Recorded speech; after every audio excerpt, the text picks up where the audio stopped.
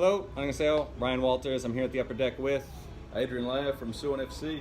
And as per usual, we're going to be playing some FIFA. We got FIFA 17. He's never played as himself on FIFA, so goals galore today. Let's see how we go. Maybe we got this for you. Yeah, let's hope, right? And we got your questions from Twitter and Facebook, so we'll distract him throughout the game with those. And ready to go? Let's go. Let's do this. Should have a fine game for you today. Welcome to it. Martin Tyler here, along with Alan Smith.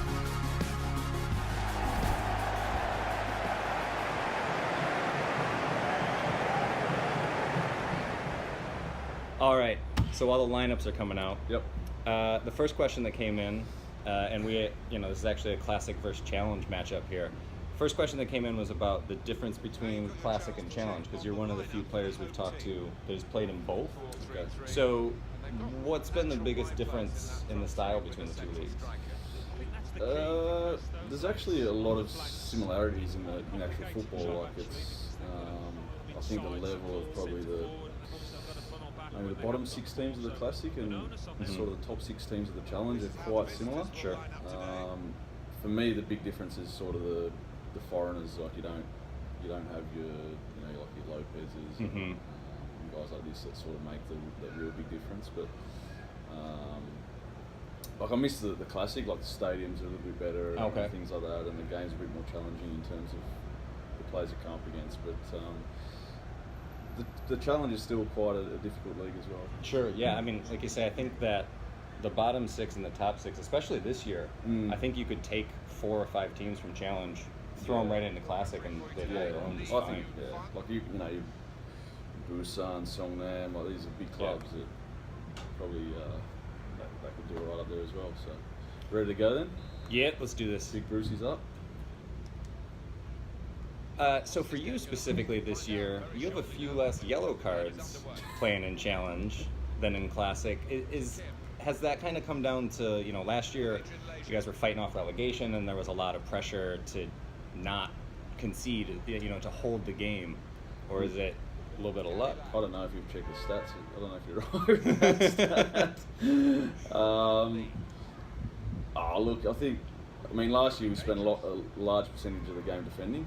So yeah. You sort of felt last year that we were running the pump a lot. Probably more so last year than this year. But it's the way I play as well. Like my whole career, I'm an aggressive player. I'm sort of physical player, and I get yellow cards, and I mean that's part of the position, right? Part of the position. Sometimes, like especially here in Korea, you feel like you get exposed a bit more at the back.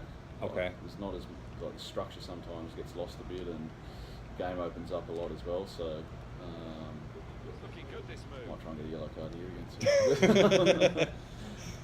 but it's the way I play. I'm 31 now. I'm not going to change now. So fair enough. Oh, nice save. Would you like the stats? Yeah, let's hit the stats. Called Eat off camera, by the way, everyone. Martin Tyler. Don't ever call me Martin Tyler. This season is 8 yellow cards. Last season was 11. One red in each season. So still got a few games to get that caught up, though. Well, yeah.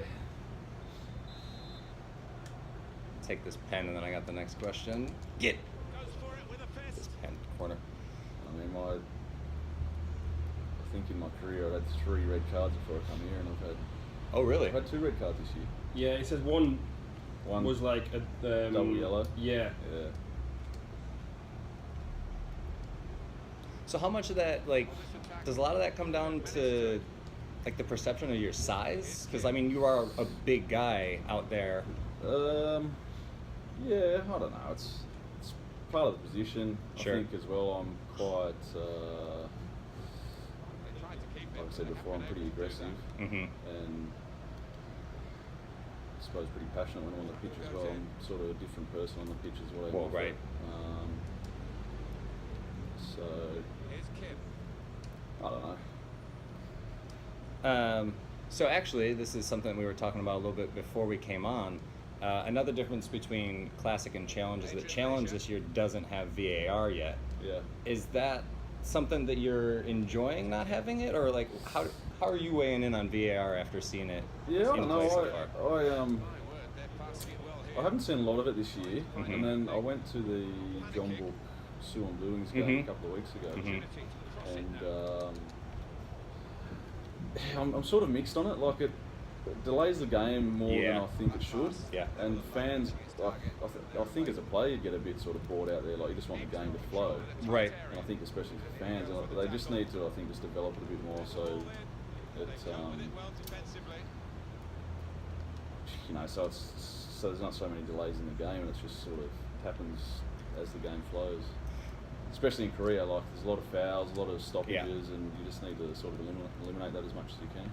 Is it something that you think will help with like diving and other aspects of the game like that? Like it'll help clean it up a little bit? It should, but Here's the header. Super goal here. And a super time to get it because they're in front now. VAR and my whole game goes downhill. Oh, look at the kick! not a fan of it. Right. It's a classy goal, Alan. Who got dominated? And I think as well, like the players now, it's so new, so everyone will be adjusting, and I think as time goes on, people will be used to it, and it'll just be a part of the game. So. Is it like you're not dealing with it right now? So like, is that something that are you happy to not have it, or would you rather have it in challenge? Depends. Sure. Depends on which side of VAR you're on, right? Yeah. I think it can be bad for defenders. Yeah. Well, it goes both ways, but there's times where you go, oh, lucky there's no VAR, and there's times where you're like, oh, I wish there was. Right. But it seems like it's something that's here to stay, not just in K-League, but in global football, really. Yeah, I like the goal line technology, like that. I think that's important. Like, I really think that's good. And it's quick. Yeah, and it's quick, and it's like in the Premier League, you see it's automatic. But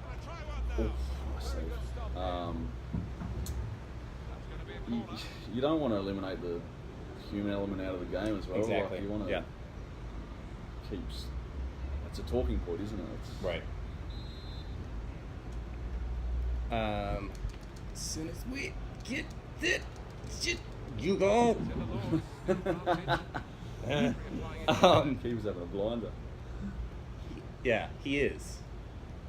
So, slightly different from VAR. We had a question come in from a fellow. Well, I'm not going to call him an Aussie because he spends most of his time in New Zealand, but he's over in Sydney quite a bit. He asked about the Australian expat community here. Okay, yeah. So what's that been like? Because I know a lot of guys, it can be difficult here, but have you found a decent community? Well, I've been really lucky with Bruce coming. Yep. Because I've got 2 young girls and he's got 2 young kids, both under 3, and so it's been great for our wives having that. And there's honestly not much time to get out and do much. Like I went up last year to an event with the Australian Chamber of Commerce, which is here. Oh, that's fun. Which was good. But most of my time, like it's all with the kids, and then go to training, get that done, and get back with the kids as soon as I can. So just to help my wife. So there's not really that much time to get out and do networking and all that stuff. Sure.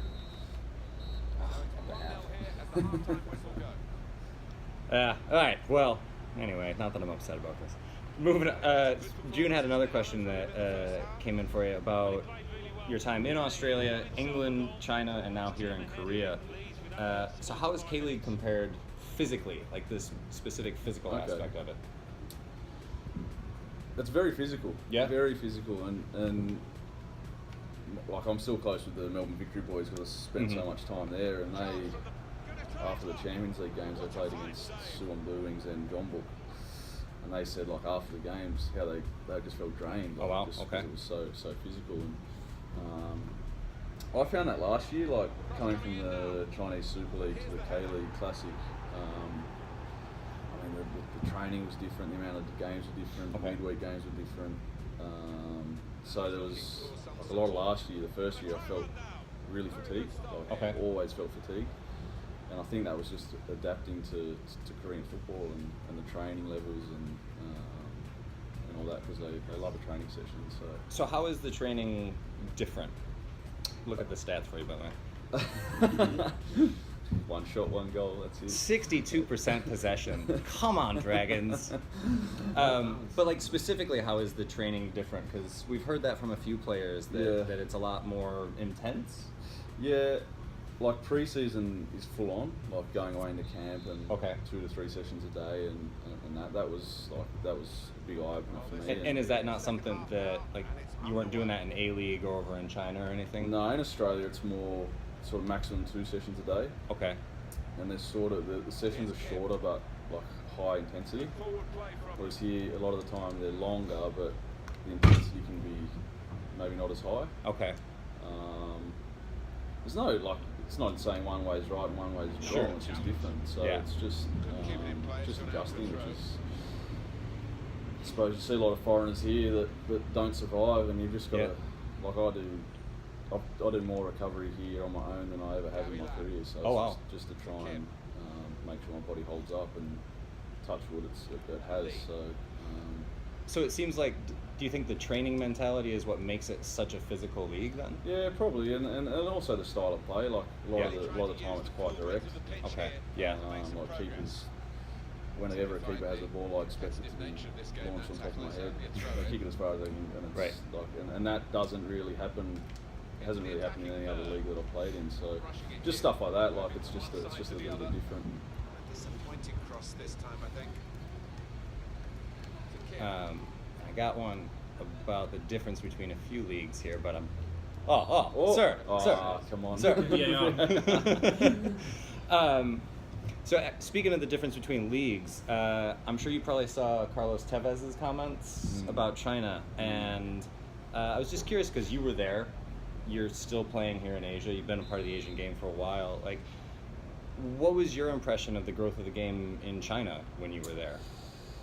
Oh, China's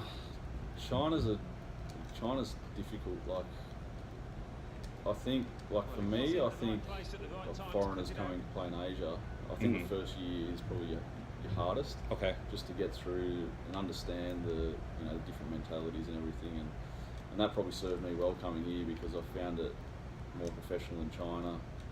Okay. The environment to live for my family was a lot better. You're on me.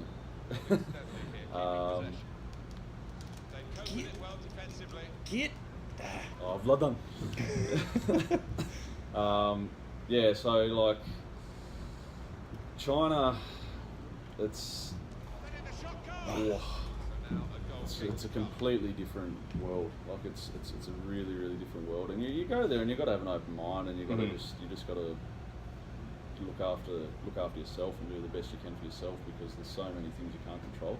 Okay. What was the day-to-day like? In terms of football? Or, Yeah. See, like Korea, the emphasis here is on training. So, okay. Like in Australia, it's as long as you're sort of there and play well on the weekend, and you sort of get yourself right for. I mean, the emphasis on training is very high, but as long as you perform on the weekend, it's sort of the coach worries about. Whereas here, it's you need to be out there every day training. If you miss a session, your spots, not guaranteed at the weekend and things like that. And whereas China was like, you'd go to some sessions and you'd hardly get a sweat. It's like, you need to rest, you need to get ready for the weekend, and it sort of wears a bit thin after a while. So, okay. So I enjoyed that change of that coming to the hectic environment of Korea, where it's every day you're under the pump and you're tired and things like that. It's a good challenge. Get you prepared a little bit more, yeah? Yeah, it gets you prepared. Although sometimes I wish it was a little bit easier. We won. Be nice. But it's a lot better environment than what I experienced over there. Okay. Oh. One pass too many. Being too cute with it. Yeah, so actually that you kind of answered the follow-up question that I had on that, which was what was your first impression of Korea? And it seems like it was a good one. Well, I first arrived and I was happy to see the sun because I came straight from China. The sun and the blue sky, so that was a bonus. Funny thing was we arrived and a few of the guys at the club took us all for a lunch. Mm-hmm. There's about 8 of us, and then the next we went to go. I was meant to go straight to pre-season camp, and the next day got a phone call saying, like, "Are you feeling okay?" And I had the night before I didn't sleep. I was sick as a dog. Okay. I had the flu. They're like, "Oh, yeah, everyone at that lunch has got the flu." Oh. so my first week I got quarantined in a hotel. Oh. And then I ended up in Gocheng for our pre-season camp, which was full on. 3 sessions a day and stuff like that. So that was. So you had to hit the ground running. Yeah, like it was an interesting start, but in terms of like the football, and as soon as the game started, I really enjoyed it. Like I knew it was going to be a sort of tough year for us because we just got promoted. Right. But I really enjoyed the physicality of it, and we're going forward then.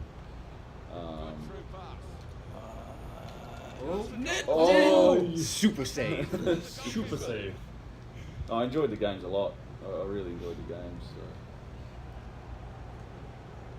And I love the lifestyle and the food. Yeah. And the people. The people are awesome here, and my family really enjoy it. So it's been a good experience. Yeah, well, I mean, you decided to stay, so I think, was that a big part of the decision to stay, was the off-the-field lifestyle? Yeah. I think more so for the family. Like the kids I've got a 3-year-old and she had a second last year, so she's about 15 months. Okay.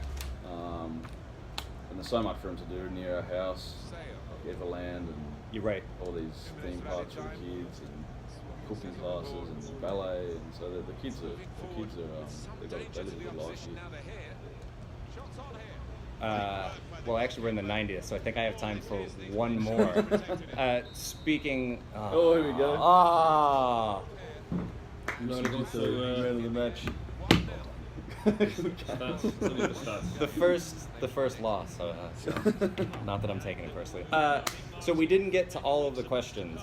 So as per usual, he's gonna hang around for a little bit after. We'll talk to him and we'll get those in the post below or in the comments below. So thanks for watching, and I'm going to go lick my wounds. Thank you.